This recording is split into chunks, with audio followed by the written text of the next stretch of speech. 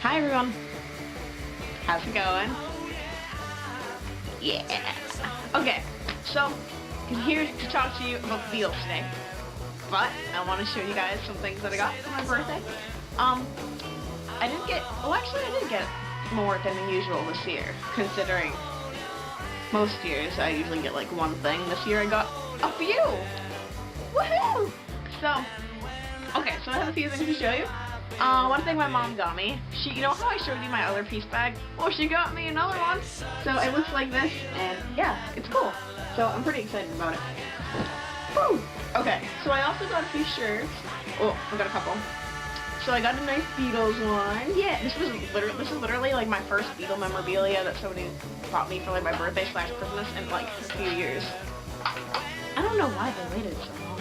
You know, I have to do everything for myself. And I got a nice Rolling Stone shirt.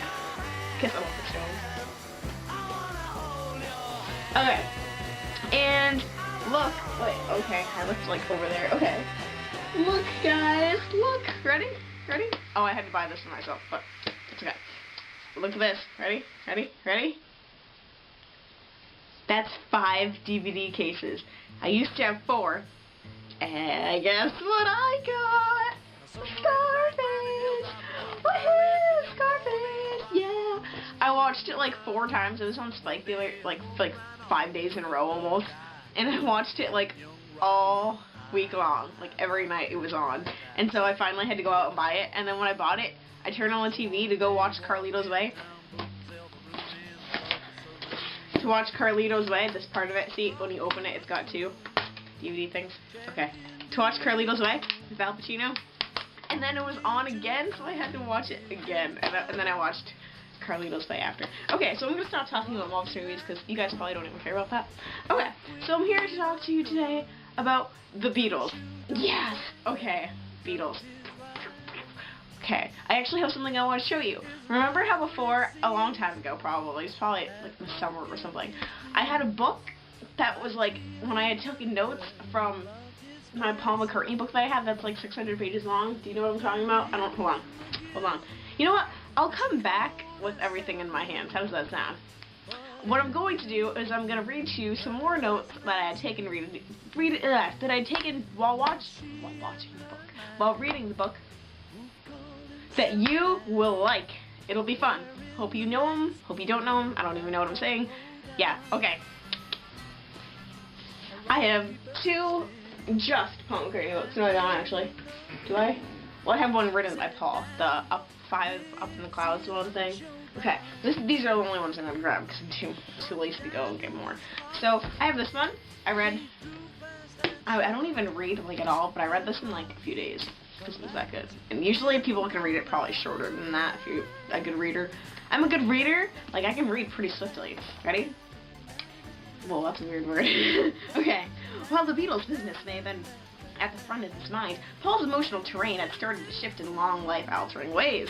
He might not at first have imagined that John's decision to leave Cynthia for Yoko Ono, the Japanese-born, American-raised conceptual artist with a prankish aesthetic, and wow, these are some tough words here, ironclad will. Okay, I'm gonna stop. You know, like, I'm not like, that's just typical Paul. She scoffed. Like, I'm not like that. You know what I'm saying? Okay. Anyways. Okay. So I did take notes from this one. They might have been mixed, but this is the one that I'm talking about. This one took me a little bit longer to read, as you can tell. It's a little bit bigger. I only got this for $4. I think I already told you guys that. I love Paul. I love this cute little picture in the beginning. It's so cute. Anyways, this is where I took all the notes from. So if you remember that, then yeah, I'm gonna tell you a few more funny things, or a few things that aren't funny or are funny. Okay. So, I already told you guys that one, I remember, because I watched the video recently. I like rewatch my videos every once in a while, so that way I like know what I have done and what I haven't, so. Oh, okay, here's something interesting. Did you guys know this? So, let me give you a picture in your mind, mental picture. You know how, especially if you guys like Beatles slash, I don't know if you do or not, I don't really care if you do or not, but a lot of people put like Brian Epstein with like John or like Paul, or you know how they do the Paul or John thing too.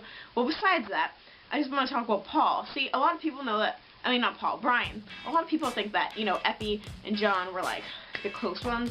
Well, actually, nobody was quite turned on like Brian was when seduced by this beetle. So what happened was, 1967 area, you know. Okay, so it's Sergeant Pepper time. Paul was like the main master there because John was being lazy. John, bad John. And anyways, Paul used to, like, I don't know if I already told the story, but what he would do was, when Brian was kind of like picky about certain things, in order for Paul to get his way on what he wanted, what he would do is he'd knock on Brian's door. Slowly turn the knob. He'd fussle with it a little bit, as the detail would say. You're a little bit tweaking, so Brian could hear it and like take in the fact that the door was opening. And Paul slowly would open the door. Okay.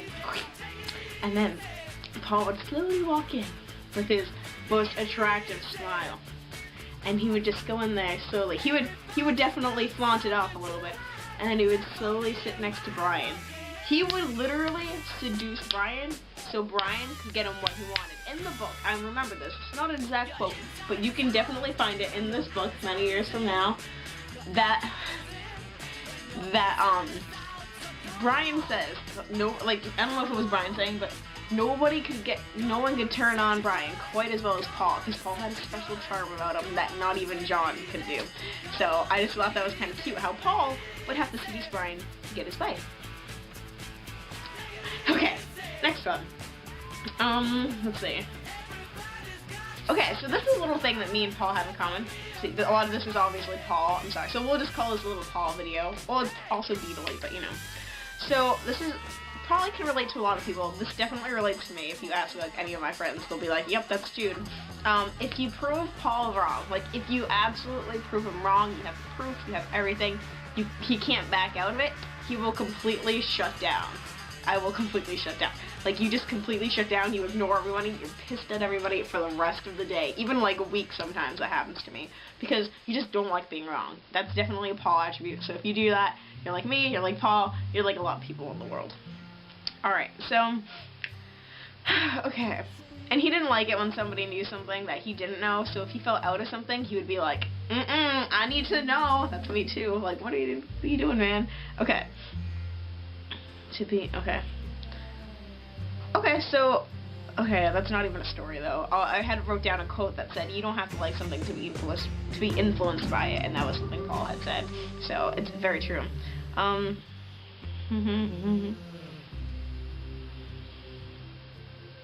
Alright, I'm still looking with, oh, I thought that said grapes. Okay, still looking.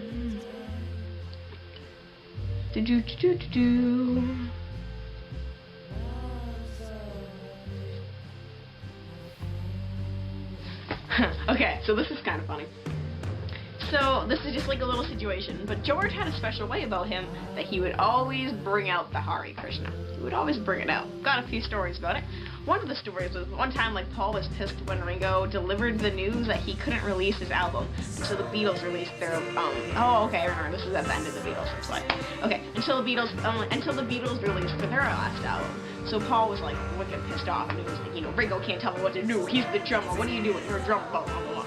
So, apparently, Ringo's just like, you know, whatever, get away. So he just kind of hangs up and he doesn't talk to him for a while. So then he goes and talks to George, because you know Ringo, he's not like a big confrontation person. He's just like, whatever, do what you want, don't talk to me about it. It's not like I'm the leader of this band, I don't release things. So he calls George, and George is just like so angry. He's like, don't you dare question me, Paul, don't you dare. And he just ends up, you know, like, his last words on the phone end up being, you'll stay on the effing label. Oh, stupid phones. Okay, you'll stay on the effing label. Oh, Hare Krishna. Okay, I'll be right back. You know they're not real people on the phone when they can't pronounce the name right. That's when you know it's a business call and to tell them off. Okay, so anyways, so yeah, you know, oh, Hare Krishna. Another time, apparently when George was being stabbed, or before he got stabbed, when he woke up, he tried to confuse the person that was trying to kill him by going, Hare Krishna, Hare Hare, and then the guy stabbed him anyways. So that's a good